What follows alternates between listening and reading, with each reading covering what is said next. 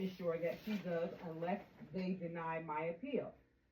So he's like, well, we really need to be talking about her leaving. And I said, you don't tell me what we need to be talking about. I said, what we need to be talking about is, since you brought it up, why you keep setting a discharge date. So he says to me out of his mouth the next thing about his phone, he said, well, you know what? I may have jumped the gun prematurely to do that. If you stop filing appeals, no, he said, if I stop setting a discharge date, will you stop filing appeals? I said, well, there'll be no reason for me to file an appeal if you don't set another discharge date. And I said, she's going to get her full 90 days that she should, right? He said, yes, that was it. And he was like a hard nose. And maybe right before my mom was getting ready to get discharged, he was moved to another floor, so I didn't have to deal with him anymore. By the time my mom got discharged, he had gotten fired, and I was like, he is not going to be missed. I said, he messed with the wrong one. Yeah. You know, if I don't know something, I'm going to learn about it, and once I learn about it, I'm going to fight, whether it's my mom, my dad, my kids. But he thought that just because he was a director of rehab, I was just going to be quiet. No. Yeah. Maybe the other people are, not this one. Andrea, you're bringing up such a good point. Like, it can be scary to speak truth to power. We have to do it. It can be scary. It can feel dangerous. We have to do it.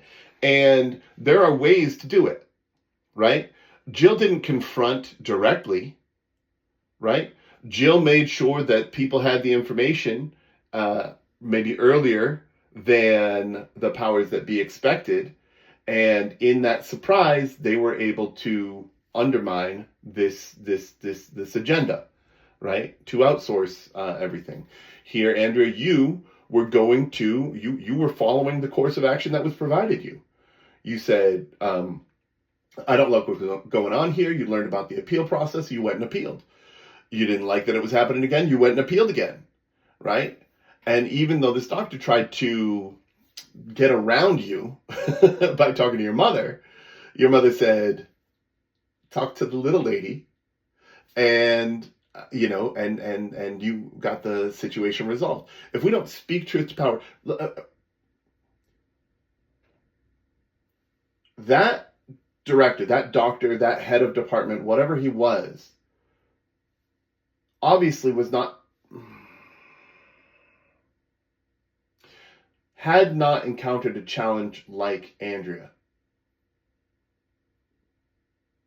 And he would have benefited from it earlier in his career, right? Reckon I may be wrong in wanting to discharge people, after 2 weeks when they're supposed to be here 90 days, right?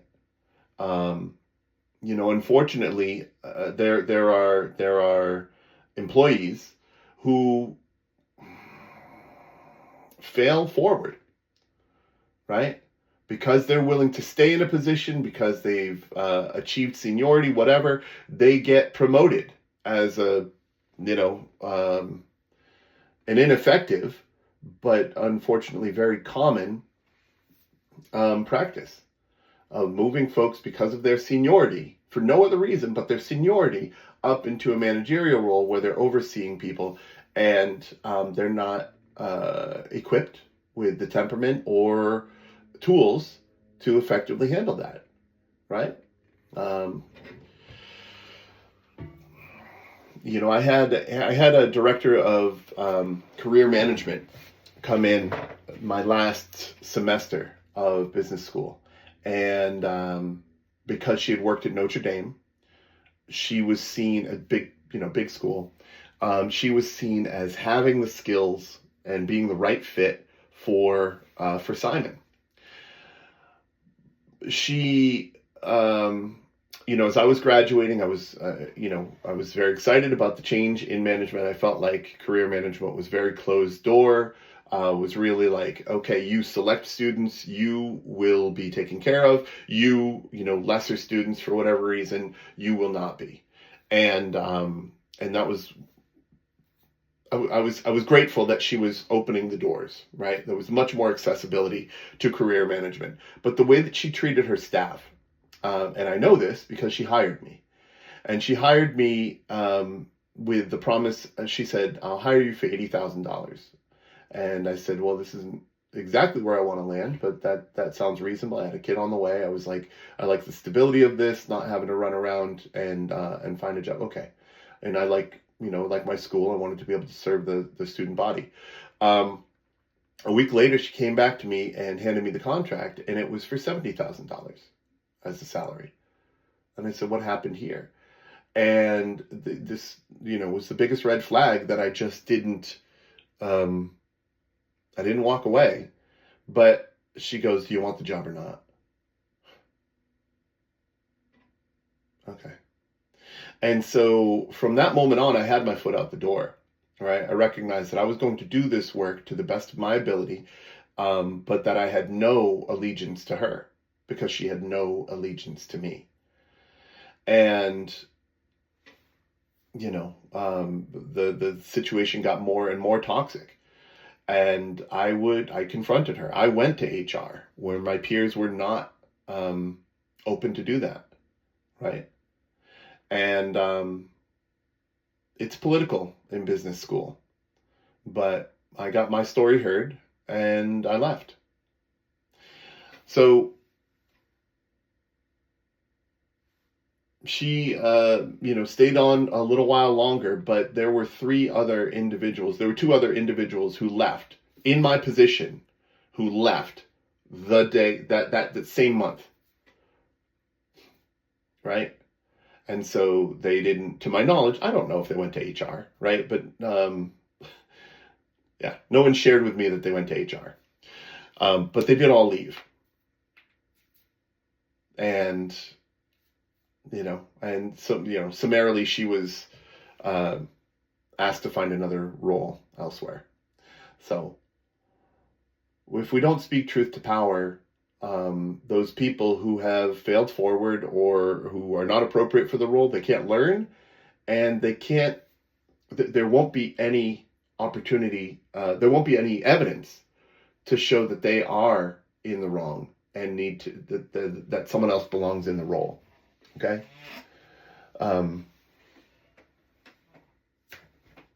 That's it.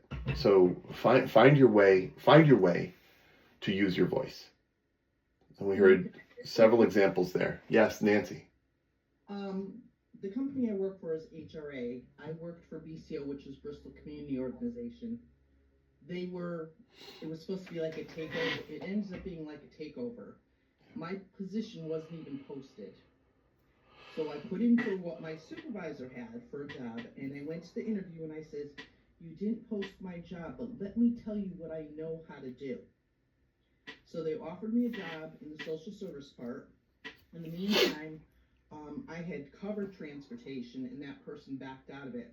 So I ended up coming in as a manager right after that, because they switched me to what I did, one of the ones that I did know. Right. But just standing up for myself, saying, listen, you don't put down what I do, but this is all the stuff that I've done over the years and what I know how to do. It's just standing up for yourself. That's it. And it's, if you look at it in that light, right? Just standing up for yourself, like, here's something you don't know. Here's something you might have missed. It's not, you're not attacking them. You're not, impugning their intelligence, like anything like that. You're just, hey, from my vantage point, here's something I think you should know. And telling your story, that's critical. And while it can feel scary, I encourage you to take that step in the ways that feel safe to you. Excellent. Any other stories along that line? It's fantastic stuff. So here we are. Amy, I'm glad to have you back. Every group of even two goes through the stages of development, which may not be linear, just like the stages of change, right? It's not necessarily linear. All the stages are necessary, right? Every one of these stages needs to happen in order for the other stage to effectively happen. And a good facilitator knows how to recognize where a group is and gently guide the group to the next stage. So what are these stages of community? The pseudo community, right? You might think of this as the honeymoon period, right? We don't really know each other. We're just sort of, hey, everybody's happy, or pretending to be, right? Chaos. the mess, right? Once we get past that honeymoon period, oh boy, right? We're learning about each other. We're not liking what we're learning, right? Or we're challenged by it. Then we step into an emptying and emptiness, right? This might be a quiet period where folks are sort of present with or ingesting, processing what kind of group, what the characteristics of the group are. And then a sense of community, right? You know what? I'm okay with this bunch of weirdos. I'm kind of a weirdo too. And so, stage 1, right? We're talking about the pseudo community, or like I mentioned, right? It's politeness, surface level discussion, conflict avoidance, right? Oh, I'm just not gonna say anything. Pretense, generalities, right? Individual differences are unacknowledged. It doesn't matter. We're all here. We're all the same, right? Play it safe. Play it safe. And what are the rules here, right? This just sort of a general needing to figure things out.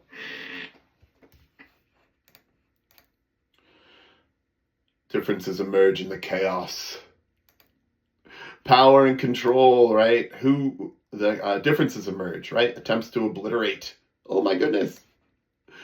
Well-intentioned, misguided efforts to fix, heal, or convert, right? I'm here and I know you're there and you don't. It can be noisy, unconstructive, and frustrating. Subgroups, little cliques form. Do it my way. Attempts to organize and control. And leadership is resisted overtly or covertly. I'm waiting for this phase to click in where you guys just overthrow me, but I haven't felt it yet. So, and the focus on the other, you and they statements, right? And I brought this up as unproductive, in the conversation around clients, right? It's not them, it's us, it's we. The letting go, openness, emptiness. It's more reflective. There is risking. The vulnerability, openness, right? This is the most feared but crucial stage. This has to happen. We have to process the chaos. We have to process how we're feeling about the chaos, how we're feeling about being in chaos, and owning our role in that. Letting go of barriers to communication. Amanda, I wanna shine on you for just a minute. As someone who had more experience, more exposure, more awareness around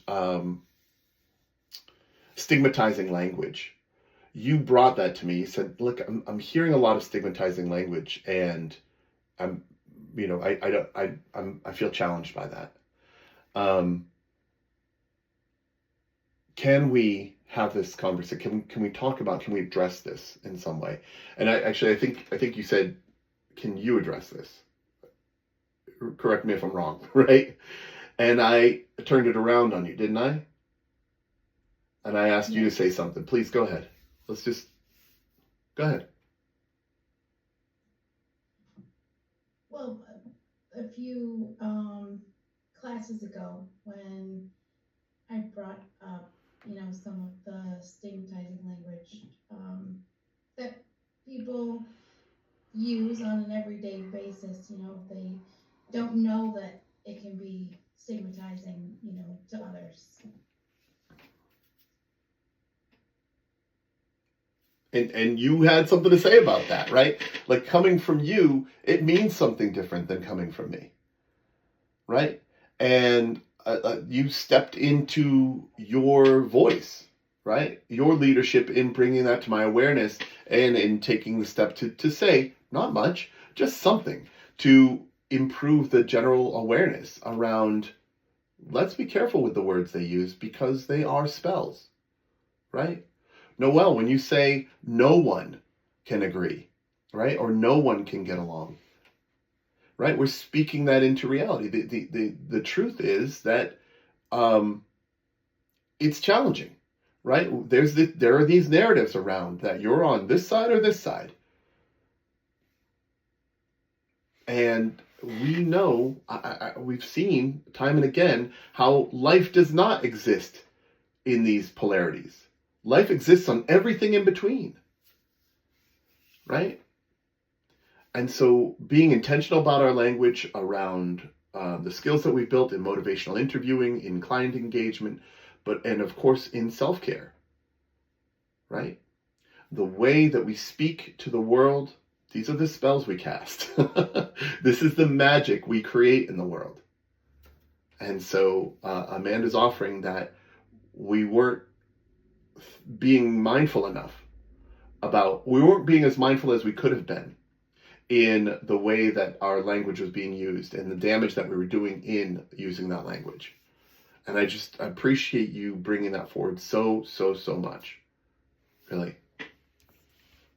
There have been other examples, but that's the one that sticks in my mind. And that's what I'm looking for. That's what I need. I facilitate this, right? I open the Zoom meeting and I walk us through the slides. You create the learning. You do. I statements. And so we'll get into the I statements that we did for homework. Sometimes in the emptiness, there's more silence. There's deeper listening, right? And without the emptiness, there's no room for the spirit of community. But people are really present with each other. And then when we get to community, what did we just do this again? Oh, okay. So what do we need to empty in the emptying and emptiness, right? Our expectations, our preconceptions. Wow, I thought everyone here would, right? I thought this would be a class about, but I let it go. Prejudices. I thought people like that always,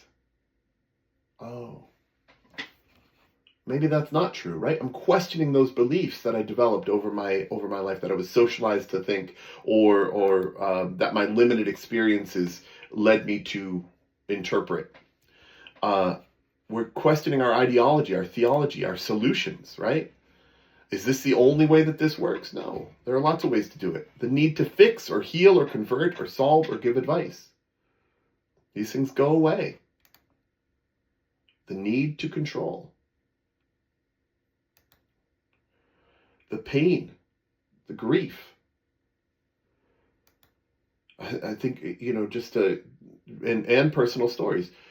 Your willingness, you as a class, your willingness to talk about your difficult truths and celebrate your own growth through them, whether it's divorce, whether it's surviving this, that, and the other thing, whether it's being the person to show up in a family member's life, whether it's being able to open your home to others, right? Whether it's your own lack of awareness, right? Your own lack of exposure of what's happened out there. All of that has just made this experience so much richer, right? We've shared our issues in a lot of ways. And then we get rid of those agendas, right? Of this idea of how things need to happen. Talk about our pains. What else to empty, right? Get rid of the fear, the despair, the perception of the enemy, the righteousness that I'm always right, the judgments of this is the way it has to be, the arrogance, I know best. Get rid of the fixed ideas, right? Moving into the growth mindsets. Get rid of contempt or the abuse of power. Whatever else might be a barrier, right? That's the emptying. And then when there's a sense of community, there's a soft quietness. You guys don't all need to jump in on things, right? Someone has something to say, they say it. The trust, the peace. I feel the peace amongst you guys. Acceptance, right? This is what's going on. Dynamic leadership, productivity. I like to pass the mic around. I like you to have opportunities, right? And you've shown that you handled that opportunity, that I don't know, responsibility well. When I pass the mic, when I ask someone to read, you do it to the best of your ability, and that's the stuff. We share the pain and the joy, right? We've done that so many times, I'm not even going to bring up examples. There's a palpable sense of spirit, right? A playfulness, joking around. There's a graceful fighting. Community first, task after. A group of all leaders. And we see that in whenever the speaking opportunity is passed, or whenever there's a topic that you have something to share about, right? That willingness to step in and share it, and the attentiveness of everyone else to be able to field it and hear what you have to say, right? A group of emotional intelligence, appropriately responding to each other. That's all I see in working with you guys. Okay, so what I want to do now is shift gears to the participant manual. And I want to work on I statements.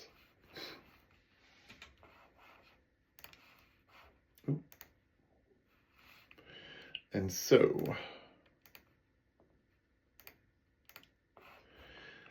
in I statements, we're going to take our break, and then we're going to come back to this, okay? Oops. There we go. So in your participant manuals, where did it go? There it is.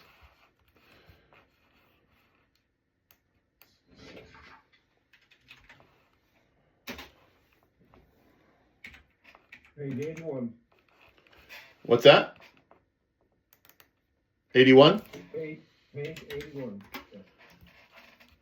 I statements. Right. There we go. I had it teed up and it went away.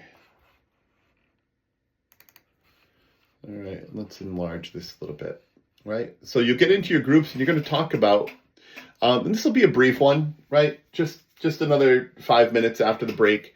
But talk about turning "you always avoid me when I'm in the room" to an I statement, right? You always expect me to do more work than others on the team, and turn that into an I statement. And in making it an I statement, we're going to talk about I feel. And then we're going to go on the second line, or following after that, on what you would rather. Okay? So this is a useful tool, and I think it's really critical to be able to be a little more facile with this. So, are there any questions? I see 2 new messages. Sherilyn, yep. Forming, norming, storming. Forming, storming, norming, performing, and adjourning. Right? I got it, Jaden. Thank you. So hopefully, Jaden, you'll be able to participate with this, and then maybe go off to that. All right. So I'll break you up into groups. Introduce yourselves. Are there any questions? Right? We're going to work through these I statements. We're going to turn these 5 phrases, right, these you statements into I statements. I'm going to talk about I would rather. Any questions there? All right. And are we using the same languages on page 81? Yep. Instead of you saying I? Right. We're going to turn those statements into I statements. Yep. Okay. All right. I'll see you guys in 10 minutes. 10:42 or 10:52.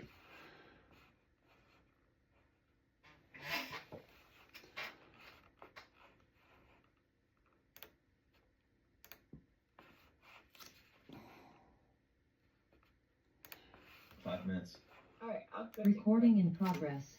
Everybody good? Yes. Yeah. Excellent. Thank you, Ian. Here for questions. Thank you. All right. So You're we're welcome. gonna take a 5-minute break. All right, see you in a little bit.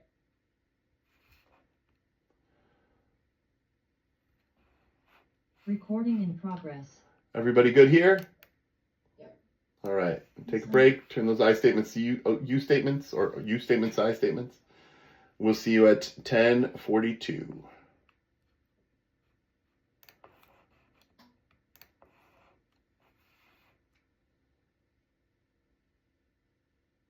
Recording in progress.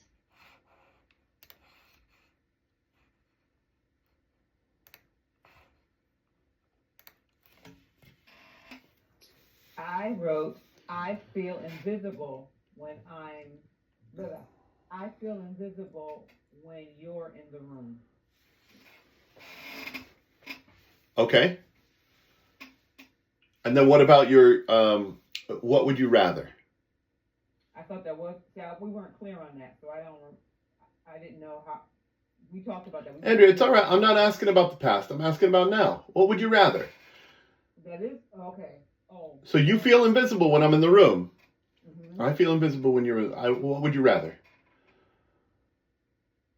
I would rather be acknowledged, approached when I'm in the room by you. Right. I would rather you approach me. Right? I would rather you acknowledge me as a human being. Right? Simple. Excellent. Excellent. Anyone else have a number one they want to share? All right. Number two.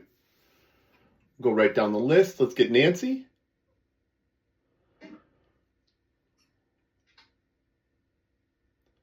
Number two. You always expect me to do more work than others on the team. Make that an I statement. Like you're giving all the work to me. Uh-huh. What would you rather? I'd rather you'd share the work. Right. I would rather we distribute the work equitably. Beautiful. Excellent job. Right? So, because what we're doing here is we're identifying a behavior we want to go away. All right? But if that behavior goes away, what's going to fill its space? Right? We got to fill it with something. Right? So offer the alternative. My kids, right? If I'm talking to my kids, the you statement might be, you always yell at each other, and it drives me nuts. I feel sad when the yelling happens amongst you guys. I would rather, if you have something that you're upset about, that you use your polite tones. You use quieter tones so that we can hear each other. Right? Number three, Emily. Thank you very much, Nancy. So number 3 says you are just looking for ways to push your work onto others. And I wrote, I feel work from others is being pushed onto me. And what would you rather? I would rather an even assignment of work. Right. Not the same as Nancy's. Great job. Nettie, what'd you get for number 4? Nettie, you never carry through on the suggestions I offer you. Well, okay, I feel like, you never carry through,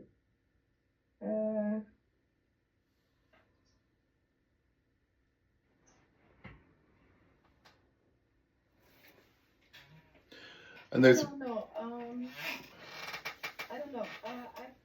That's okay. Who was Nettie working with?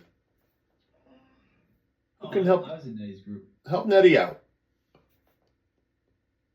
Nettie, you were talking about the second one again? The fourth one. 4, okay. I said on that one, I said I never listened to the suggestions you offer me. That's why I said for that one. Right. Well, with the I statement, we're connecting with our feelings, right? What's happening for me? I feel, right? I feel like you never listened to my suggestions. What would you rather? What would you rather, Nettie?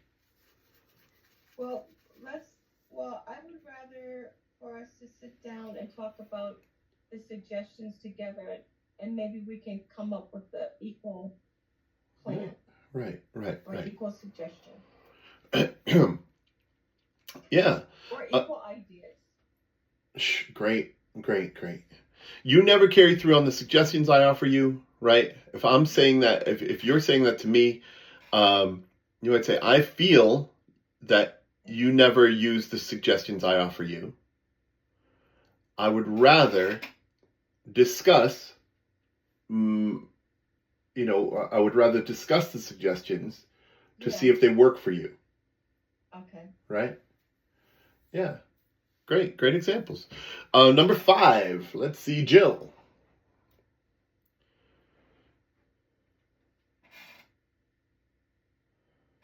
Oh, that's a tough one.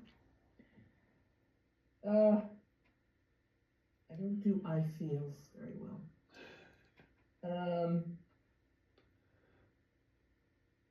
I feel that there's a reason why you keep forgetting your commitments.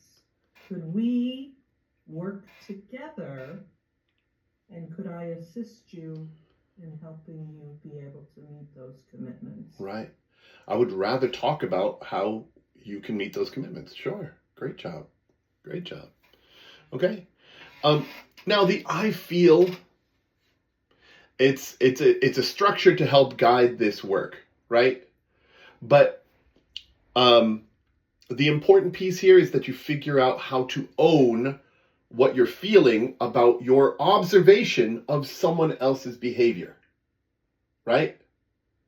We don't know, and Noelle, I'm picking on this point that you made earlier, right? No one, right? It's the absolute language that is, one, objectively false. It is not always that you are avoided in the room. It is not everyone who believes this. It is not always an expectation. It is not never happening that suggestions are followed through on, right? It is not set in stone that I forget commitments, okay? It's happened in your observation, right? So you have feelings about that. That's the piece that you can own. What you feel about what you observe. So we're distilling it down. What I've seen, I feel this. With what I've seen, I feel this. I would rather. And then you talk about what you'd rather. So if you're asking someone to replace their behavior, remove a behavior, you've got to give them something to replace it with. Okay? If they don't have an alternative, they're more likely to resort to what they did in the past, right? It's the same is true with coping mechanisms, right? If you're asking someone to get sober, right? Stop drinking, what am I going to fill the void with? You're asking me to stop drinking. I drink to cope with all that I've experienced in my life, the hurt, the pain, these things, right? And drinking helps that pain stop for even just a moment, right? Or it numbs it just a little bit and then makes me sleepy and I go to bed. And then there's another longer period of time where I'm not thinking about the pain. I'm not living in the pain. You want me to live in the pain. You want me to live in the pain. That's why you're taking my drinking away. Right? That's unconstructive. I feel that if you made the choice to talk to someone about your feelings, that you wouldn't need to drink as much. Right? Steps.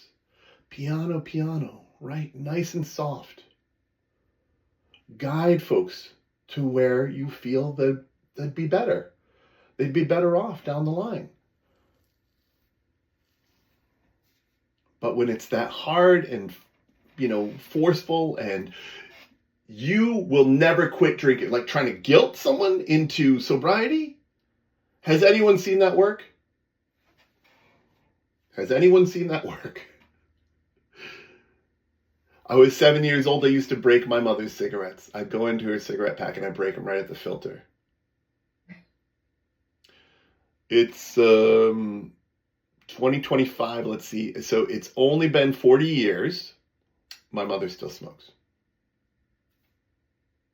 Right? That isn't going to do it. That's not going to do it. Okay? Work with them. Recognize where they are. I know, and I wasn't around when my dad was 19 and using. And I didn't have this language when I was 13 and I saw him using. But to be able to say to my dad when I was 31, I understand why you used. And before I could understand it, it hurt me deeply to see you use, because I thought you were jeopardizing your health. I thought you were jeopardizing your life and you might get incarcerated, right? And so in all of these ways, you'd be taken away from me in some fashion. And the fact that you would choose an activity that puts our connection at risk hurt me. But now I understand why you used, right? If we can meet folks where they are, there's an opportunity for them to come forward. But that's not the important piece. The important piece is that we speak our truth. I don't know that Nancy's going to stop expecting me to do all the work on the team, but at least I've spoken my truth to her. Nancy, I feel that you put a disproportionate amount of the responsibility of this team on me. I would rather if we had a conversation about distributing the responsibilities evenly. Right? You've got to speak your truth. That's what I statements are about. Finding the language to speak your truth. Okay? And it's only from you sharing your truth that Nancy can then say, Ian, I do give you more of the responsibility of this team because you are the more senior member by years, right? You know how to do X and Y and Z better than any of these other people. And then I can counter with, all right, Nancy, I appreciate that. And I'm honored by your perspective of me. Here's what I would rather, though. I would rather you ask me to mentor, or I'd rather work as a mentor to these people who are earlier career so that they can take up some of the workload because I'm feeling overburdened. Nancy goes, that's a great idea. Let's do that, right? I support that, and we'll talk about that the next time we meet. Yeah? So I spoke my truth. She spoke her truth, right? That's the piece. We're laying the groundwork. We're building a bridge toward each other in speaking our truth. Does that make sense? Have you seen this work? I have. Right? Would anyone like to share? No obligation. Okay. I statements. Good stuff. All right, let's read these guidelines for resolving a conflict, and I would like to popcorn. Okay? So I will say your name, and you just read one. Okay? All right. Rosalie, number 1, guidelines for resolving a conflict. Consider the following guidelines for initiating a conversation designed to resolve a conflict. Rosalie, go.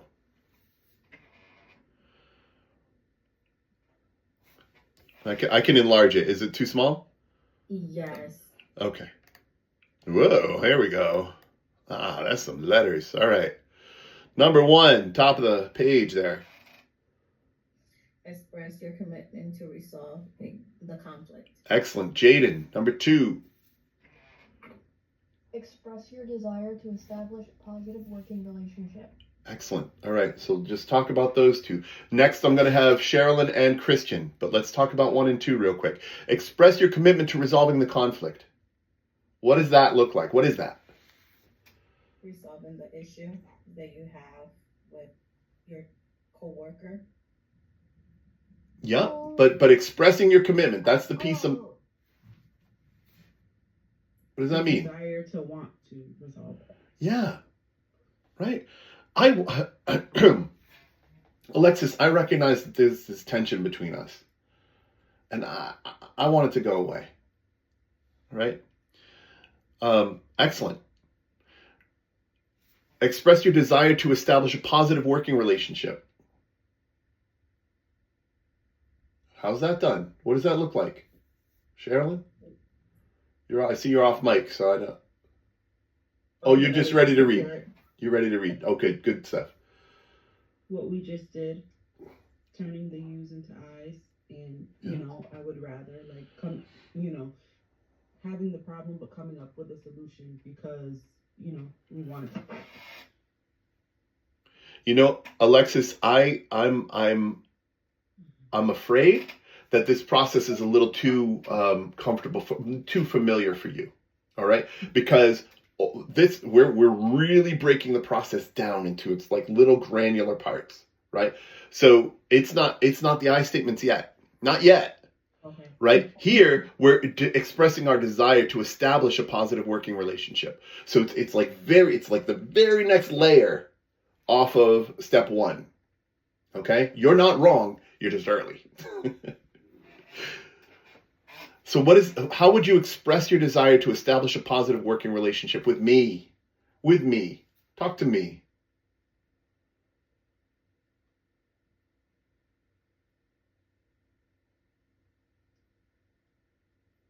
I can understand that nobody wants to have a positive working relationship with Ian. That's all right.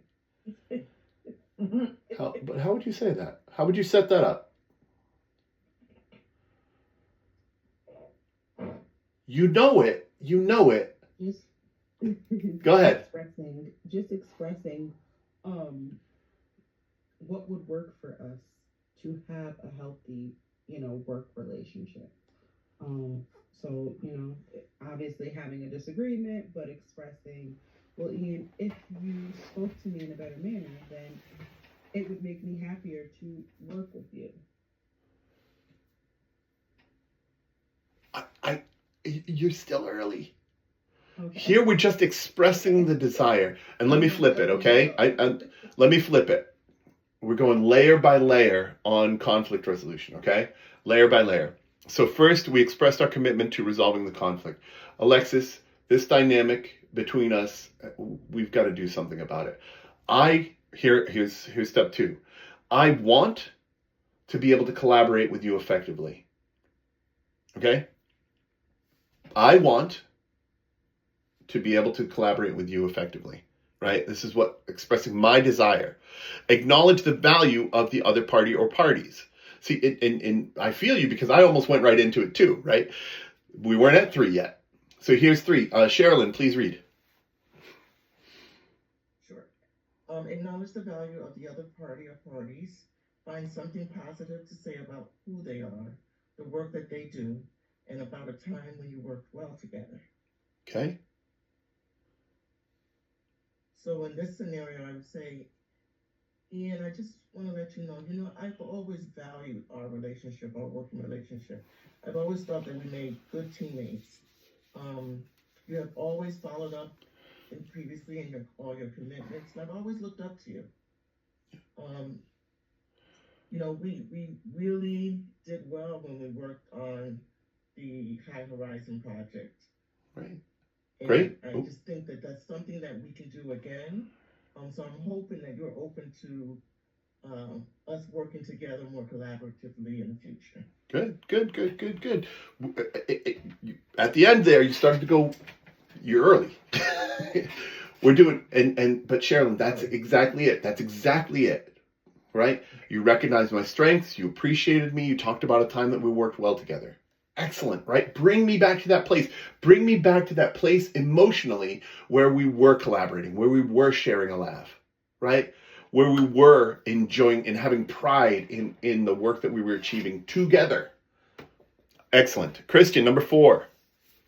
Identify and acknowledge your common values, such as your commitment to providing quality services to clients or to advocating for social justice. Talk to me. Looks like in that one, from what I understand, is like help, like help the client's needs, making sure you're like meeting them halfway to understand their needs and like just working with them and being able to come up with good solutions. We're talking. You're talking to me. You and I have a conflict, and we're trying to resolve this conflict. So we're walking through that scenario. So when you identify and acknowledge your common values, right? Christian, you and I both care about other people. We're both very compassionate.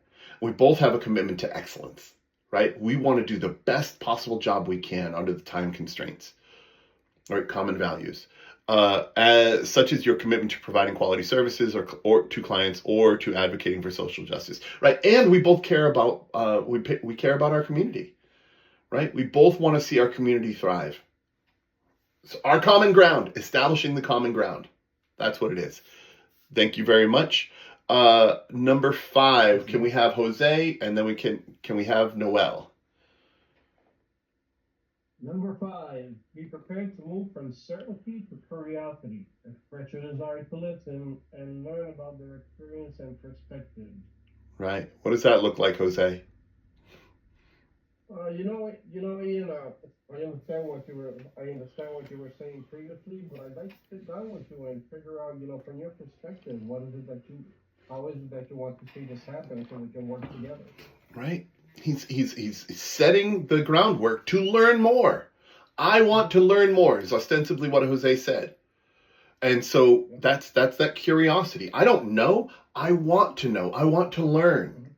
Right? Excellent. Just express your desire to listen, right? Setting down time. Fantastic. Number 6, Noel? Negotiate common ground rules for your discussion that use active listening skills. Ground rules may include the following.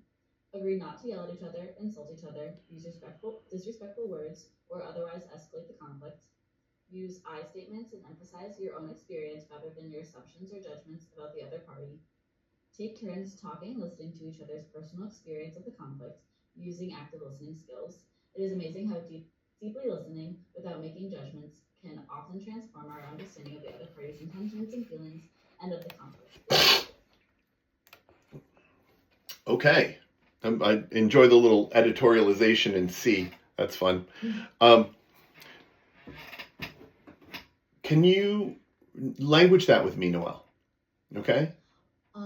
Yeah, so I know that we are both feeling really escalated right now, but I think it's important that we agree not to interrupt each other, that we listen as best as possible to each other so that we can try to better understand how we're each viewing this conflict and work towards, getting on the same page. Great. Good job with A. How about B? I think it's important that instead of making accusations towards each other and making assumptions about what each other are feeling, we are using I statements to describe our own feelings, and we are then listening to each other's I statements and trying to understand them. Right. And I would just add a little addendum there to describe our own feelings about what we observe. Okay? And this is it goes to the getting away from the absolutes, right? Never, always, everyone, no one, right? Because we each have limited experience. We each have a limited perspective. And so if it's my feelings about what I observe, right? If I'm saying, Noel, you always seem distracted, right? Instead, turning that into, I feel that you are not attentive when I'm speaking to you, right? Or when I'm near you or when I'm around. Then then you can say, yeah, thinking about it, the times that I've been around Ian, it's involved me running through the area to get to, task B, which is down the line, and I'm trying to handle all of the alphabet up to B. Well, all the activities that involve, that need to precede this activity that you're getting to, right? So what I've seen, yeah, it makes sense that's what I'm seeing. And you can say, well, I'm not like that all the time, right? It just so happens that this scenario, and you should know other sides of me, great. And what about C, taking turns talking and listening to each other's personal experience of the conflict? It is important that we are fully listening to each other, not interrupting each other, so that we can better understand each other's experiences. I think that that is really crucial in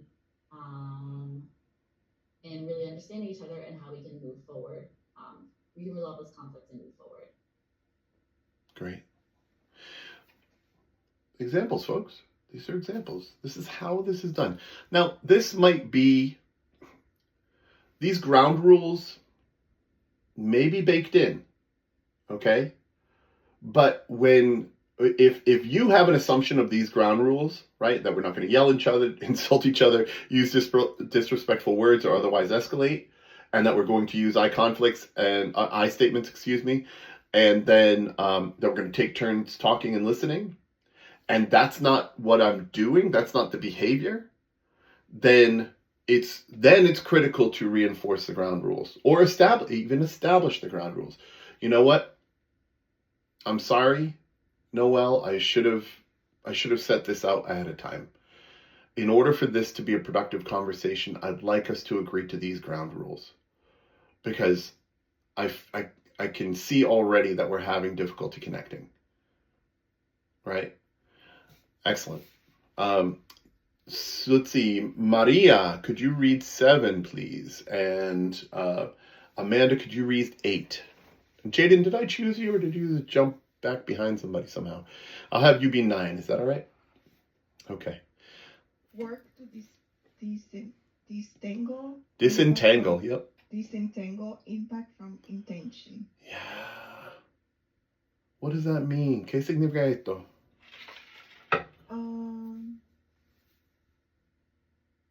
Maybe look for the real issue. Right. We've got an entangling, right? Mm-hmm. And over here is the impact. This is what happened. And this is what was this is what I intended. Okay? Exactly. Yeah. And so, could you give an example? Could you talk to me as though, like, use language to do that? An example for the... And I can come in if you need. I don't know a good example for that. So if you felt that I was rushing, right, and I wasn't waiting to hear what you had to say, right, that was the impact. Mm-hmm. But my intention, right, hypothetically, it was the end of the meeting and we needed to get to an outreach, right, and set up our table and be there for the community, right? So you felt as though I wasn't listening. My intention was to get us to the outreach on time. You see? And so we've got a conflict of interests of you want to feel listened to, I want to get there on time, right? And the impact was that my rushing made you feel not listened to. You see? And so, while those things both happened, there's 2 things. There's the, I want to get there on time, and you wanted to be heard. Right? Thank you. Yeah. No, thank you. Who was 8? I was 8. Amanda, go ahead. Focus the discussion not on assigning blame, discovering who was wrong, but on understanding what contributed to the conflict and on identifying how you can transform your relationship to avoid similar problems in the future. Okay, can you language that? It's a little...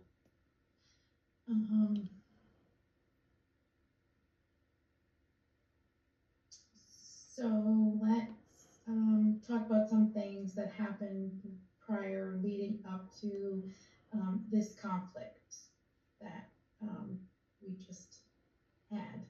Yep. And let's identify some things that we can both work on moving forward so that we don't have similar conflicts or problems. Break it down. Like, we had a conflict, but what happened leading up to that? What are the component parts that led to this explosion, right? And then once you talk about those parts, you can assess what was avoidable and what's maybe unavoidable, right? What do we just need to be able to reconcile happens? We get assigned this thing, and for both of us, there's a level of anxiety around that. And so recognizing that the anxiety is present in you and it's present in me, right, allows me to then say, I'm feeling anxious, and so is Amanda. So there's probably, I can make other word choices. I can make other behavioral choices that help to alleviate her anxiety. I was doing presentations, trauma-informed presentations with a co-presenter, and she had less experience presenting, and it really wasn't her, she just felt anxious getting in front of folks. And so she'd asked me to do centering exercises with her before we got out in front of folks. And so I was happy to acquiesce, right? It wasn't a point of conflict, but we were able to resolve conflict because she was vocal about her needs, right? As opposed to me saying, no, I don't need that, right? And then going out there, and now she's feeling all agitated and unvalidated in her emotions because I didn't show up for her. And so it's this compounding piece where she's supposed to be my partner in this. I'm supposed to be her partner in this, but I wouldn't show up for her with the centering activity, and I didn't acknowledge or validate her anxiety and help her address it, you see? So had I not, it would have led to conflict. Excellent, Amanda. Number 9, I think we had Jaden. And then after that, Amy.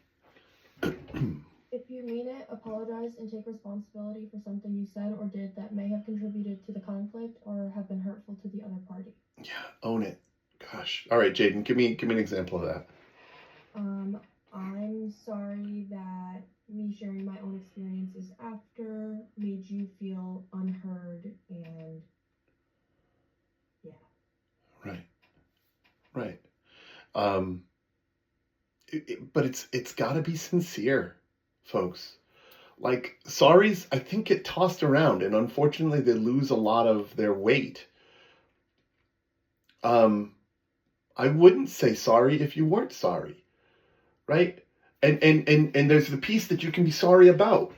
Jaden, just like you said, I'm sorry that me sharing my story made you feel, right? You can't be sorry about how I felt. You can be sorry about what you did, the impact that what you did had, right? Which was unintended. My intention was not to hurt you. My intention was to tell my story and provide a space for other people to tell their story. Thank you very much. 10, Amy? If things get heated and it seems as if the conflict may escalate, agree to take a break. Continuing to talk with each other when you are unable to control your emotion and statement may do lasting damage to the relationship, your career, and the important work that you do with clients and communities. Okay, can you give that some language? So if the conflict that you have with other people doesn't seem to be going well, and you know that you're getting more agitated or you're getting more frustrated, just say, I'm sorry, I just need to step away for a second right now. Can we get back to this? Just kind of avoid the confrontations with them at that moment, and then maybe after a bathroom break and come back, and then you can kind of control it. Right. If you see that the situation's going up the ladder, hit the off ramp, right? Say, this is not going well. I need to take a breath. Or this is not going well. This is not going the way I'd hoped.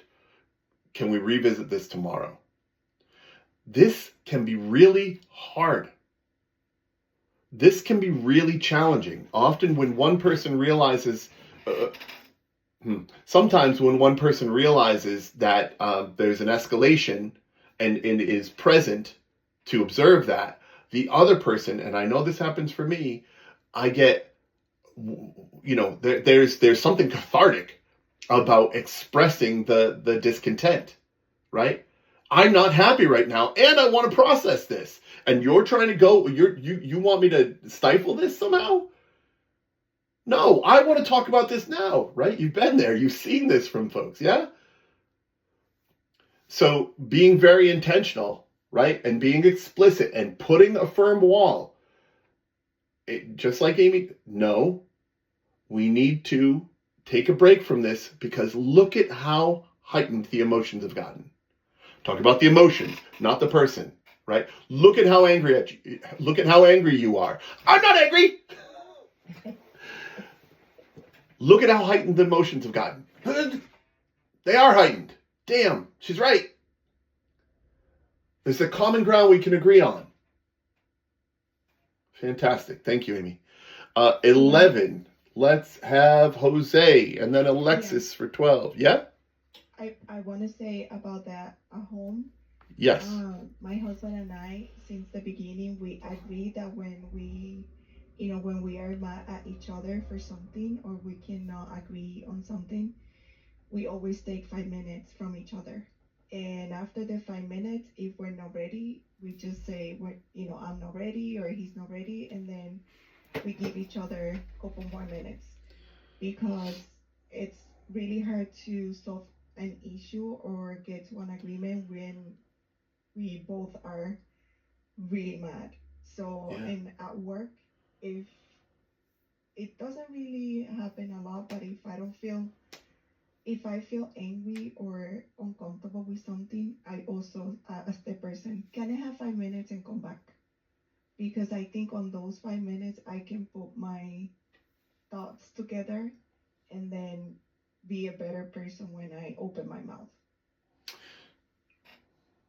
Yeah, you can respond the way you want to, right? You're always a better person, Maria. But this is my perspective. But that time to be able to express yourself, right? You want to regulate so that you can express yourself the way that you were intended, right? So that your message can be received. Yep. And there is no 12, so that's fine. Jose, can we have 11, please? Thank you so much, Maria. Space, excuse me for a sec. Sorry, Jose. Space saves relationships. It saves relationships, right? Strong fences make good neighbors, right? When that boundary, this is your space and this is my space. When those boundaries of how we engage are firmly established and upheld, we can have a good relationship, right? We need that. When Maria and her husband are feel heightened and they're, let's take 5 minutes. And in that 5 minutes, it has probably made light years of difference in your relationship. And your ability to say things that aren't hurtful, that aren't overly energized. And your ability to hear what the other person says. Right? We have to appreciate that stress, high levels of stress, restrict our ability to see and our ability to hear in critical ways. And in respecting that, get to a place of self-regulation before you attempt to resolve a conflict. Where possible. Sometimes it's not possible. But where you can, do that. Thank you, Maria. It's a fantastic thing. Jose. Okay. After you had talked about what contributed to the conflict, agree to focus on what you can do now to improve the situation and your ability to work to get well together in the future. Right. So once you identify the problem, then let's work together in the spirit of collaboration and mutual respect so we can make things happen and become a better team. Yeah. Now, language that right at me. Okay, language. Well, now that we iron things out, let's see what we can do working together so we can make things flow and happen, in a timely manner and not have any conflicts anymore. Yes, see? No? Almost. So we're talking about, we've finished talking about what contributed to the conflict, right? Yeah. All the components of the conflict. And now we're going to focus on what we can do to improve the situation. Okay. So, Jose, thank you very much for that conversation, because now you and I, we've talked about the things that we saw led up to our conflict. Okay?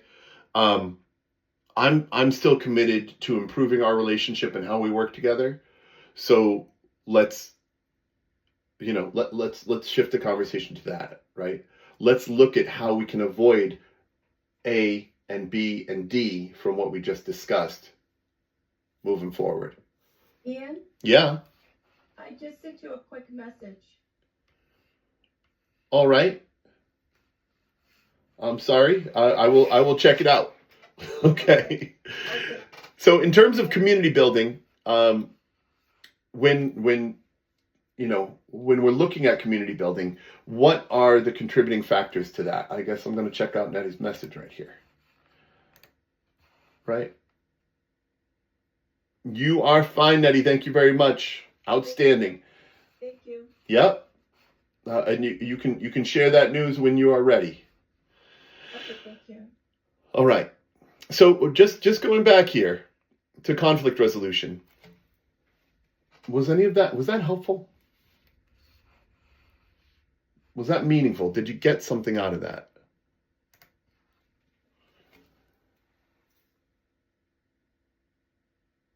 Maybe just show. Go ahead, Cheryl. I was going to say, these exercises are great, and they work very well. I believe that they are meant to work well in the community collaboration space, and I know that that's what we're focused on. But I know that other areas, it may or may not work as well, i.e., say a parent-child relationship, distant parent-child relationship, i.e., maybe the remote work scenario, which we're not focused on in this particular program. So Sherilyn, I hear the distinction you're making, but I don't understand where you see it falling down. I'm going to share the screen again, and maybe you can walk us through the bullets that you're talking about, because I want to hear this.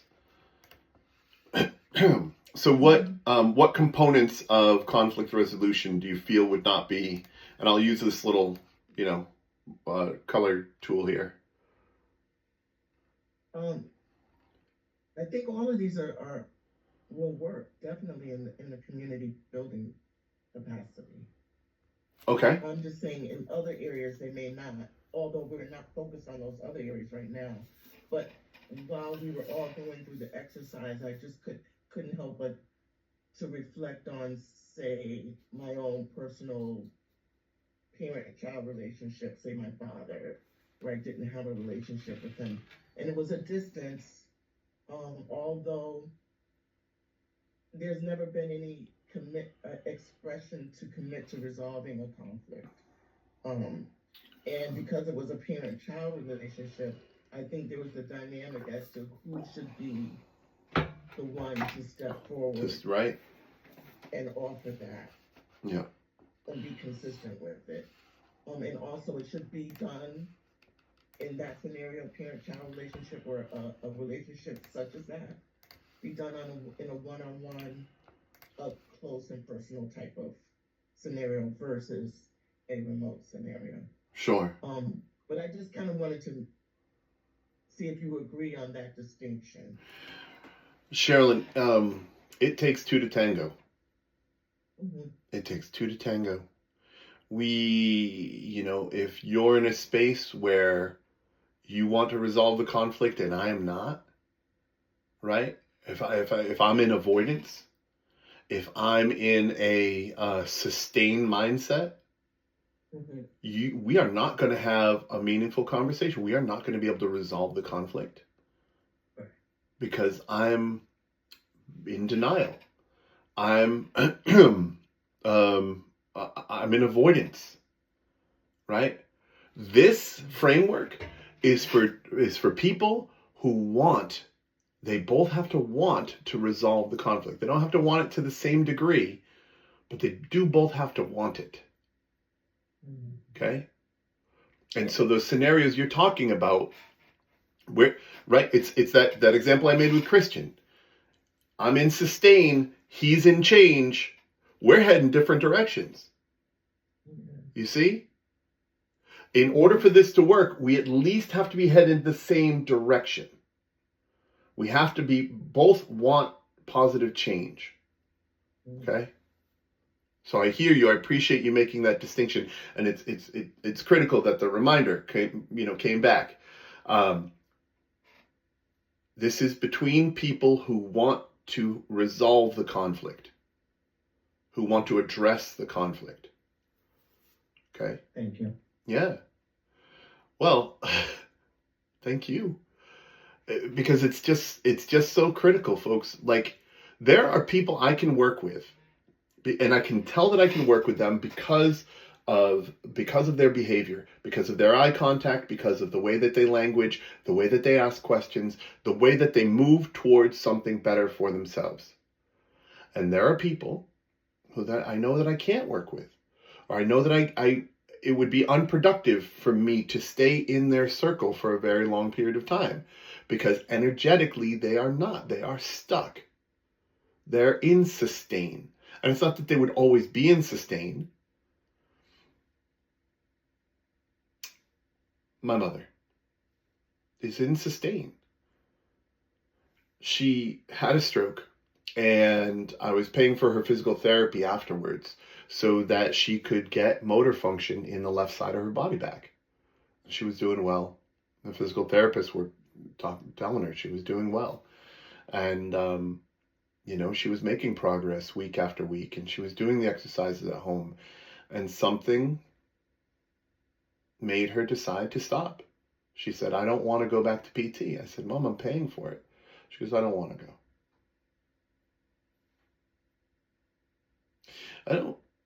I don't cut my mother out of my life, but I can't be around that energy much either. And sure, I can talk about it sucking. I can imagine a reality where, she does lean into change and is committed to her health and does want to have, whatever. I can lean into that, but it just hurts, because that's all desire is.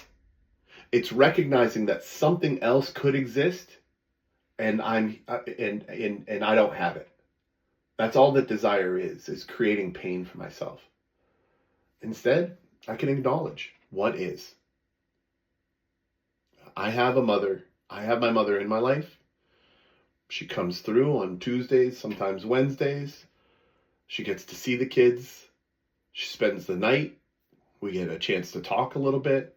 Sometimes we make meals together. It's great.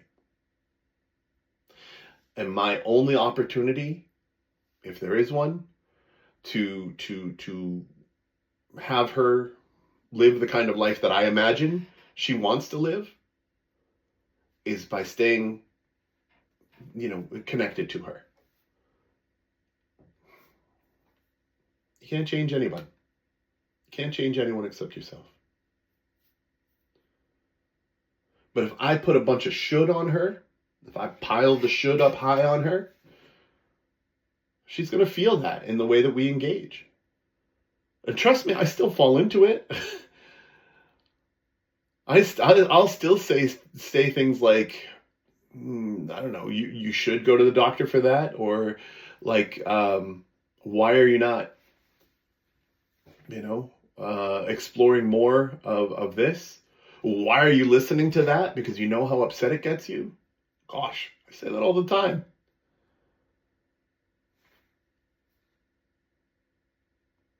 Desire is asking for pain. Desire is asking for pain.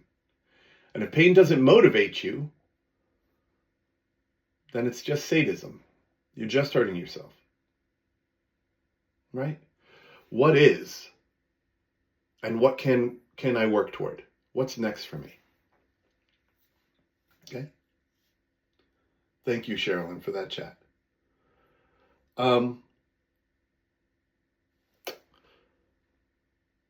I love the way that this is broken down, personally. I think, again, for people who are aligned, who are looking to resolve conflict, move forward, this is very useful. It lets me get really granular about the layers. And it reminds me that when I skip layers, I'm probably not going to arrive and have the output that I'm hoping, right? Each of these layers is really critical to let you know that I want to resolve the conflict, to let me know that to let you know that I'm committed to our positive relationship, to a productive relationship with you, to acknowledge your value, right? To tell you I see and I value you. And I can bring that back to a time in the past when we worked well together, to identify and acknowledge our common values, right? Talk about what it is that connects us, right? Again, a Christian example, our commitment to excellence, our desire to see better for our community, right? Negotiate common grounds. This is how we're going to operate together. And in making a presumption around that, right? Before we establish those ground rules, I think we did with Noel, if we don't put those there, we're leaving it a little bit to chance, as to how we conduct ourselves, right? Maybe I'm used to resolving conflict, right? What's familiar to me is you yell, I yell, you yell, I yell over you, you yell over me, right? And that's what I'm familiar with at a certain energetic level, emotional level, right? And that's not what Noel wants. Setting those ground rules. Look, we need to not yell at each other. We need to not insult each other, right? Oh, I've got my ex-wife's family. Idiot is like a term of endearment amongst them, right? Like, you idiot. And I can see it. It's kind of cute in certain scenarios, right? And I can see it as damaging. I can see it as hurtful. Oh, I'm just an idiot. I've heard her mom say that more times than I care to count. And I don't think she's an idiot. I think she's quite bright, right? But when we call ourselves idiots, well, idiots, what is true about idiots in our minds, right? We each have beliefs about idiots. Idiots maybe can't understand things, can't learn new things, can't, make necessary changes. I don't want to call myself an idiot. I don't want my kids calling themselves idiots. Okay? Language matters. Language is powerful. And so saying up front, I want us to not yell at each other, not insult each other, use respectful language, avoid escalation. And if we're escalating, right, like Maria pointed out, giving ourselves the off-ramp.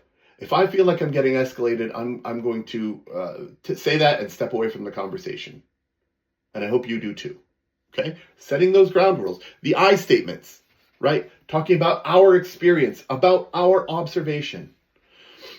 Taking turns, talking and listening, right? Again, there are families that it's not a conversation. If I'm not talking over you, you're not talking over me, we're not really talking, right? So setting that as a ground rule. Work to disentangle impact from intention, right? Talking about, hey, this is what happened, but this is what I meant to have happen. And while that doesn't resolve everything, that can really, if Nancy felt cut off by something that I said or did, and I talk about what I was intending, like I didn't realize that you had something to say, but we did have to wrap the meeting, that can feel helpful. Right? For her to understand, I'm not just trying to shut her up. I'm not trying to stifle her words. I had something in mind. Now, that doesn't mean that she has to agree with my choice, but she can at least know where I'm coming from. Right? And then the weight of apologies, right? And owning our part of it. Own your part of it. Gosh, that's so powerful. Right? Nancy, I did cut you off. I absolutely did. And had I realized that you wanted to say something, I wouldn't have. But, in the spirit of, and I could see that everyone was getting up and moving, I just ended the meeting. And I know that you felt stifled. That was not my intention. And I'm sorry. Right? Own it. Own your part. I still did it. I might do the same. You're welcome, Nancy. But it allows, it's just another point of humanity where I'm saying, I see you. I see you. I know what it feels like to have been cut off, and I know it hurts. And that's not what I'm trying to do. And if it gets heated, right? Oh, so here's our Maria point. Thank you so much. But just chef's kiss on that, Maria. We're escalating, off ramp, okay? 5 minutes a day. What is the needed time? But communicating that. I'm getting out of this conversation right now because it's getting escalated, and I don't think it's going to be productive. I'll talk to you in 5. After you've talked about what contributed to the conflict, agree to focus on what you can do now to improve the situation, right? Future speak. What's the future going to look like? Right, Jose? How are we going to work together in the future? What's that going to be? Right? Come up with a plan. Collaborate on a plan together. Right? And then, later on, when there's another conflict, you can come back to point 3 and say, remember how productive our conversation was around resolving that last conflict we had? That was great. I'd like to get back there. I know we can, because we did it before. Okay? What I feel like this has been a dense conversation. I feel like this topic is dense. Would anyone care to share what's going on for you? Does this work? Does it make sense? Sherilyn, I appreciate your comment.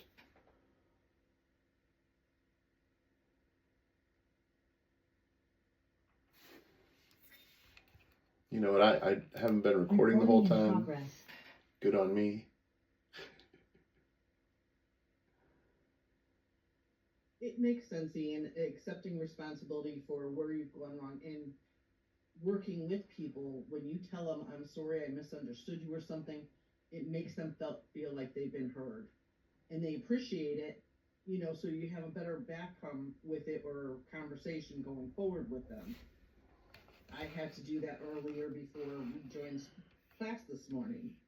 A misunderstanding with a client yesterday. I got a earful yesterday afternoon and just, talking to different people going forward, and my client has dementia, so she doesn't remember the things she did, so I had to talk to her sister and say, hey, this is what's going on, this is where it's come from, and, just de-escalating it with her sister on the phone yesterday, then going over it with staff and just say, hey, I want to hear your side of the story, let's put this together, I want, get all the pieces together so that we can figure out how to fix this going forward.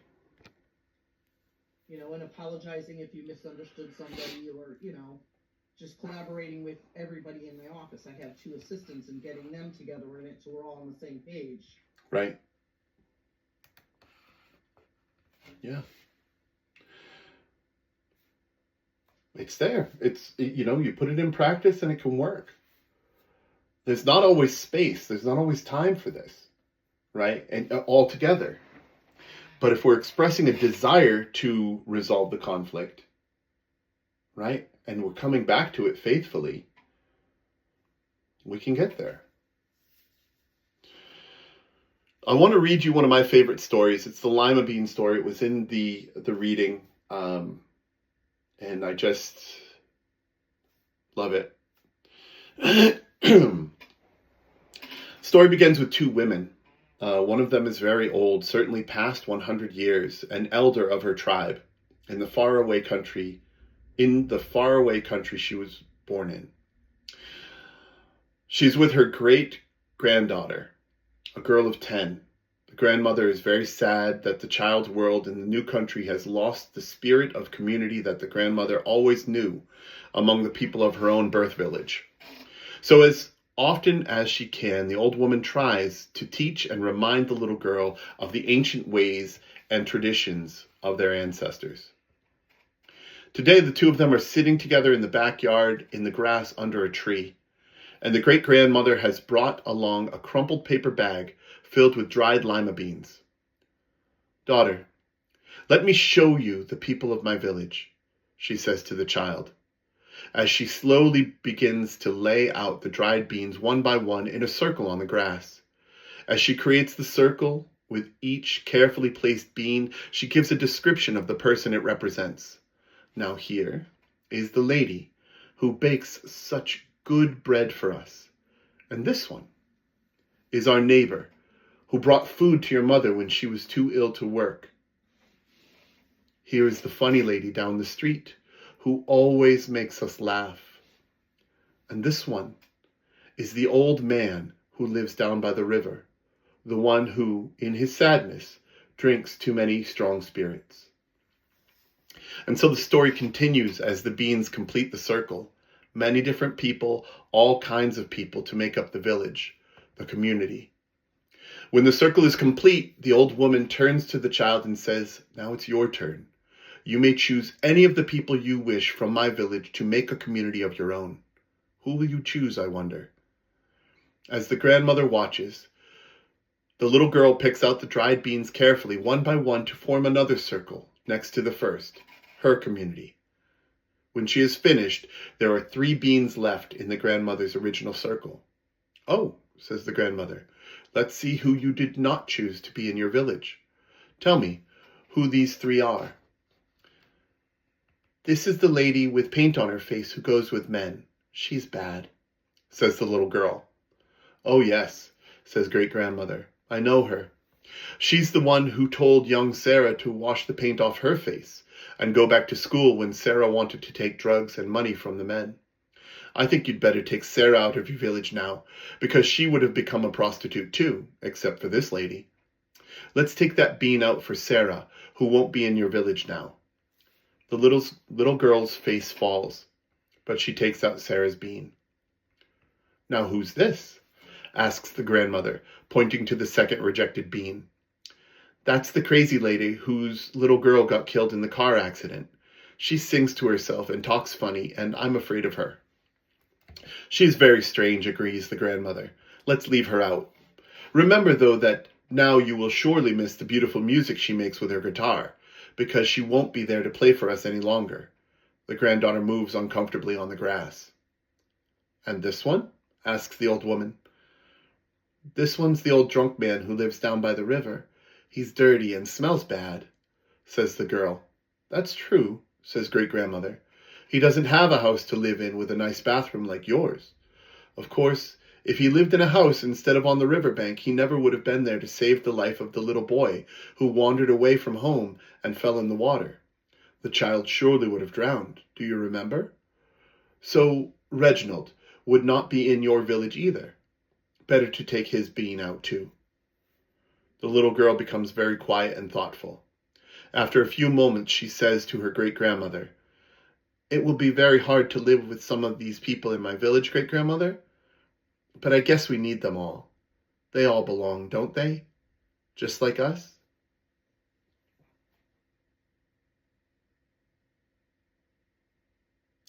That's who you're serving. See you guys on Thursday. Ian, way to drop the Thanks, mic, Ian. Ian. I know. Drop mic. Exactly. Bye, guys. All right. Bye, everybody. Have a good weekend.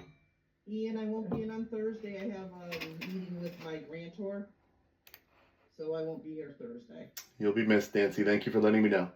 You're welcome. Have a good week. You too.